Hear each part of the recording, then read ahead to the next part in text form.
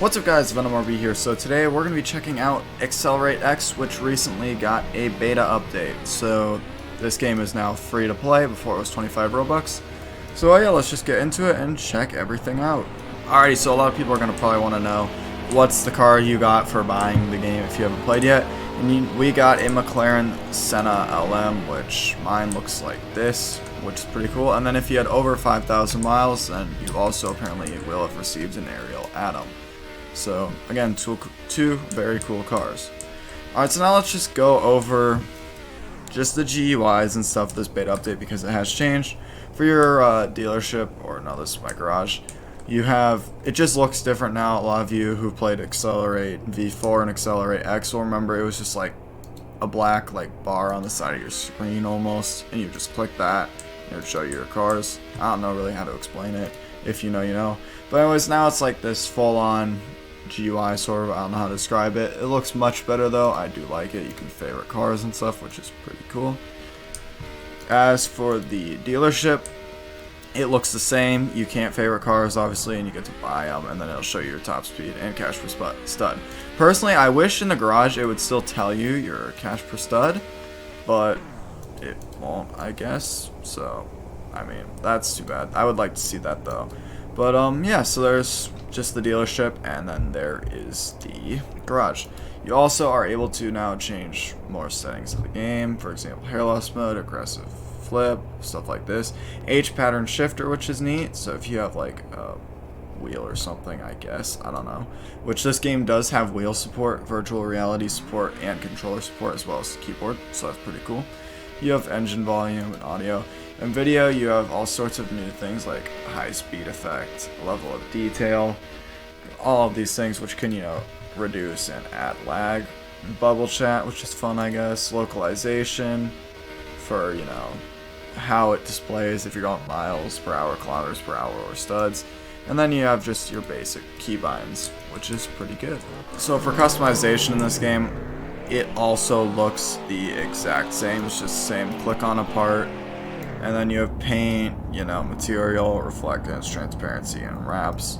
They haven't, I don't believe, added anything to this. Some of it's still locked behind a Game Pass, but it's the same system as before, where you can just click, you know, basically whatever part you want, and then just paint it however you want it to look.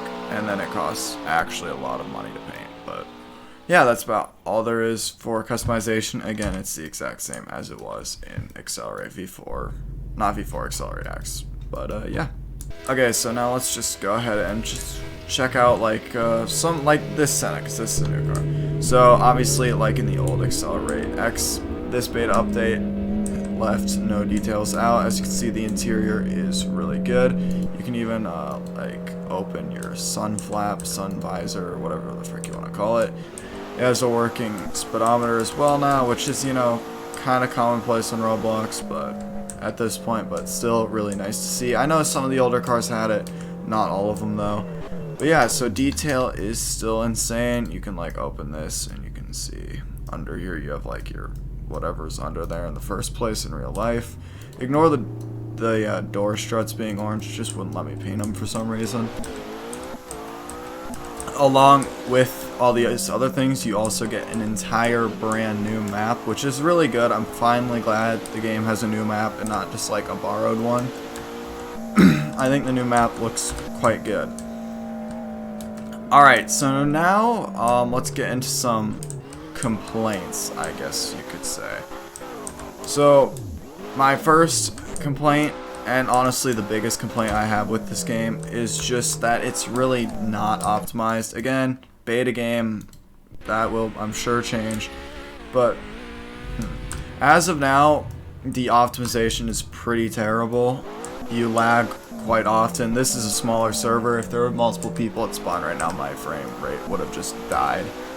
But yeah, there's a ton of just kind of, I don't want to say a ton of, but there's a lot of lag in this game, depending on for one, if you're driving this super high detailed Senna, you're just gonna lag a lot. And then if you don't have a good computer, and again, you can change options in the video thing, but just it doesn't change the fact that the map's pretty laggy, and then the cars are pretty laggy as well. My next biggest complaint, not my biggest, but my second biggest complaint, I can't speak. My next biggest complaint is my second biggest complaint is the fact that the chassis is just, it feels off to me. It's not a bad chassis. It's better than plenty of Roblox car games. It's better than anything I could do. It just feels kind of odd. It's not, once the cars are starting to turn, they feel fine, but especially for like this Senna, dang it. The Senna just kind of drives like a boat almost, which is weird. It's not the only car of mine that drives like a boat. They all drive basically the exact same. It just kind of feels really slow for, like, the steering just feels really slow for this being an extremely track focused and handling focused car, which I dislike. Like, if this was a Dodge Demon, I would say, yeah, this handles pretty realistically because those are just made to go in a straight line. But the Senna just, and all my other cars, I cannot stress this enough, all the other cars just handle in this weird sort of way where they kind of like understeer at first and then they really start to oversteer, but it takes a long time for it to go through. And then it also has like drift steering angles, so like when that's all the way turned, it's just really weird. So I really don't care for this chassis too much. I think it could be tuned up a bit better. Again, some people like the chassis, I'm just not one of them, I guess. Alright, so as you can see, as you can see, you have your, you know, normal displays, your normal gauges and all of that stuff. Looks pretty good. This button allows you to see who you can just want to let in your car, I guess you could say, and let drive them. This locks your car, so that's cool. This button will teleport you to your car, and this button will despawn your car. Now for the leaderboard, nothing's really changed. Well, it has changed, but like not like the way it looks. It all looks the same. It's slightly different layout, and then you just have yours up here unless you click it, in which case, you know, it'll be different. What is cool about this game as well is the map, which, you know, I've talked about already, but let's talk about it some more. There is like this rallycross section, which is pretty neat, and then it's so much bigger, and it has a lot of room for stuff to be added into it, which is quite nice.